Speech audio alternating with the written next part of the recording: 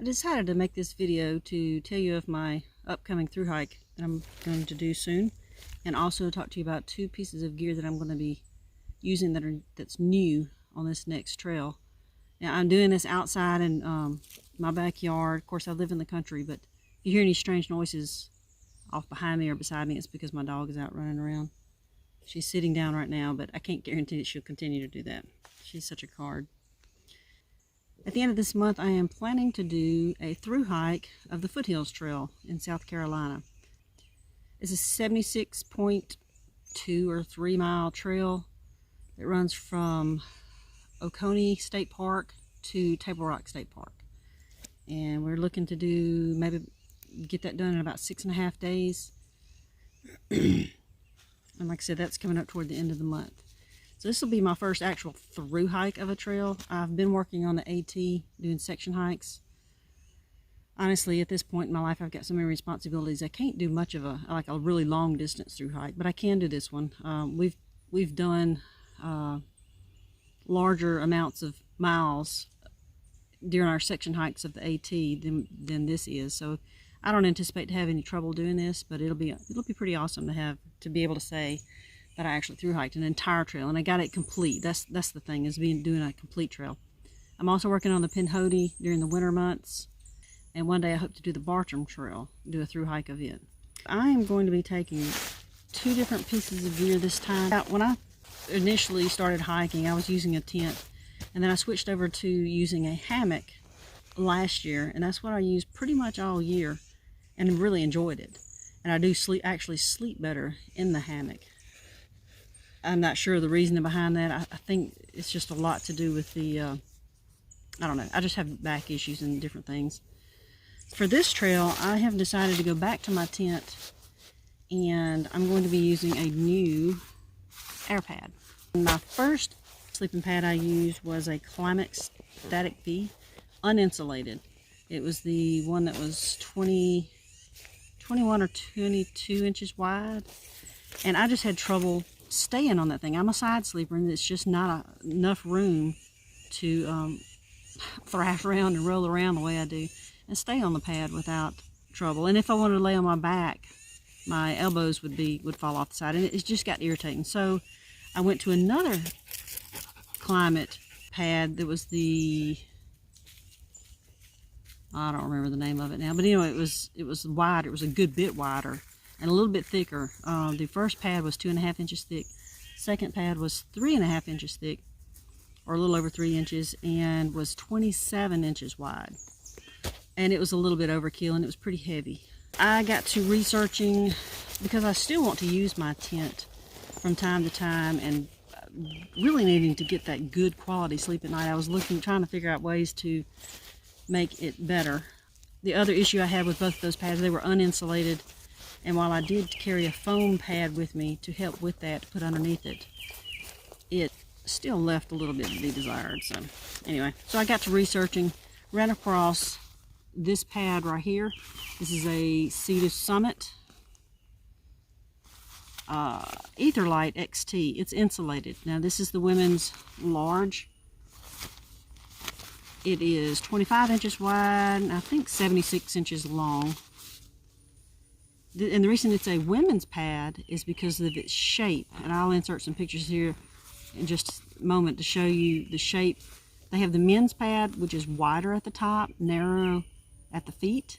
The women's pad is wider in the middle, so that it has this it's narrow up here, it comes out a little bit wider, and then back narrow to the feet. Having it wider in the middle makes it easier for me to sleep on my side and have plenty of room to not fall off, and also keeps my elbows from falling off the pad. This is insulated, and I have used this a couple of times. Once actually in a house, or no, twice in a house. And then I did take it out last weekend on trail and used it. It got down to about 33 degrees that night, and I had nothing else under this, just this insulated pad. I was surprisingly warm, except I got a little chilly between 2 and 4 o'clock during the night, and that was only where my shoulder and hip was, and it was only slightly chilly. It was, it wasn't like I was just cold. That let me know right there that the insulation in this is pretty dadgum good.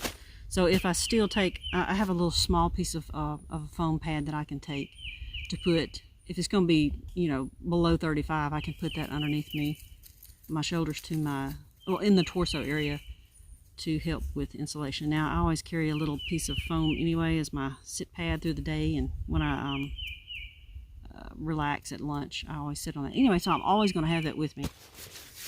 But I'm looking forward to this. This is actually 4 inches thick compared to the first pad that I used was 2.5 inches thick, and then the second was 3.5, or a little over 3. This is 4 inches thick, and boy, you wouldn't think that would make a huge difference, but it really does. I'm going to be using this for 6.5 days on trail, so that should give me enough time to evaluate it and be able to give you a really good review of this. And so anyway, I'll be doing a review on that. Now, the other thing that's going to be new for this trip is a pair of shoes. Last year I bought in May these Lone Peak Mid Mesh. They're basically Lone Peak shoes with a little higher top right here, which I do like. I need a little bit of protection around the ankle. While I can tell my ankles are getting stronger through my hiking, this still helps. I have a tendency to, I have weird ankles anyway, especially one side, and they just have a tendency to flop. I need just a little extra top on this. So I bought these last year in May, and I've used them on 3 hikes, I think. Anyway, I hadn't even got, it was about 250 miles of use out of them before they started messing up. I got had a hole start rubbing on the inside here, on one shoe only, and I could feel the seam where this is put together. I could feel the seam rubbing my heel, and so just when I discovered that, I found that the padding was not even there. It was just not even over that seam. I don't know if it just was a defect during the when they made it, or if, I don't know what the deal was. But anyway, besides that, of course, like everybody else, these ends have come undone. I've glued them already once. This one's coming undone again. But the bigger thing was after this last trip, I noticed my feet were just killing me, and I thought maybe it was my insoles were worn out. But after I got home and I was looking at my shoes sitting from the back, they're all catawampus. And I started looking at them closer and realized this foam here has just collapsed. I mean, it is just squished. Look at this up here compared to back here. I mean, it is just bad squished. It's on this shoe, same thing on the other, but it's not as bad on the right shoe. Now, I tend to overpronate anyway. However, I have insoles to compensate for that. And this, I mean, this just totally, like I said, it just collapsed. Not only that, I can just feel the entire shoe giving way under my foot. Just no support at all. So my feet were just killing me on that last trip by the time I got done, and I just couldn't figure out what was going on. Look at this shoe. This is crazy. It's like, it's not even flat. It's all warped. When I sent in the pictures and everything to see if it was available for warranty, they responded and asked for, if it did, you know, if it did fall under warranty, what 3 shoes I would be interested in as a replacement. So I got online on their website and looked all around, and I couldn't find any more besides this model on there that wasn't waterproof. I don't want waterproof. I want it to be able to drain because I definitely hike when it's raining.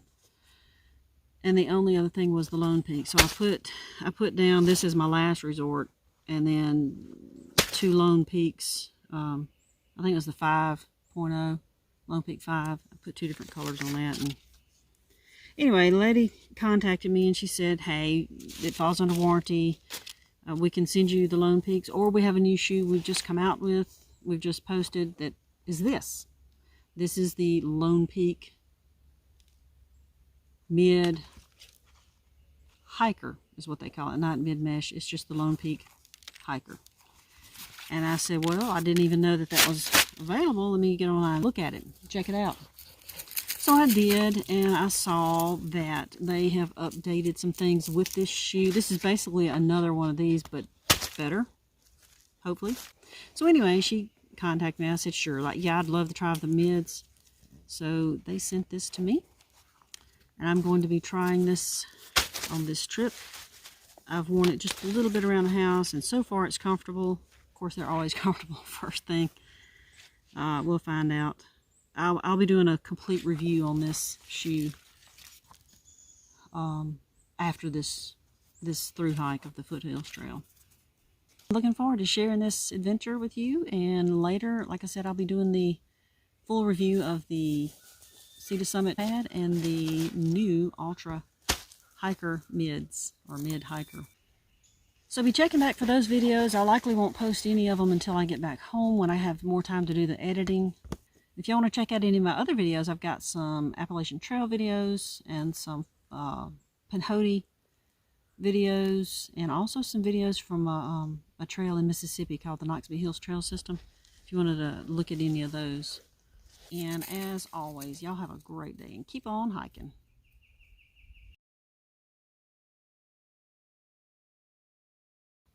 Just scroll back and whatever, blah, blah, blah, blah.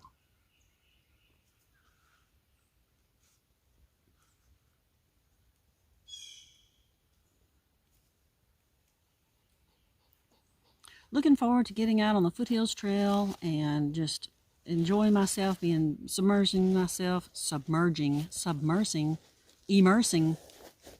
getting out onto the, then I will,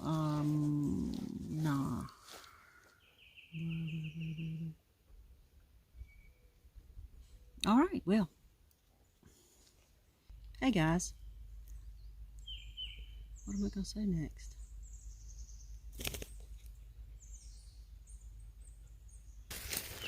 Gotta quit. Will you just sit down? You better not be rolling in crap. Sit down. Sit. Sit. Sit. Sit. Y'all have a great day. Give me a thumbs up if you like this video, and subscribe if you haven't. I will put that right there.